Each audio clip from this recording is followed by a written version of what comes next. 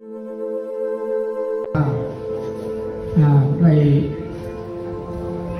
วางพาไตเปิดนะครับ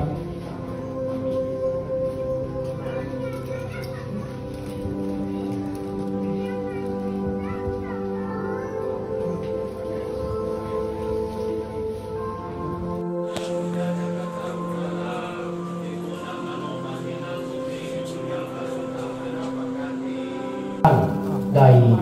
ว่าดอกไม้จันทร์นะครับเอากระจายไปก่อนเด้อพี่น้องที่เป็นสุภาพสตรีแล้วก็ตัวมานะครับเพราะว่าผู้เจ้าจะได้ปลอดภัยนะครับ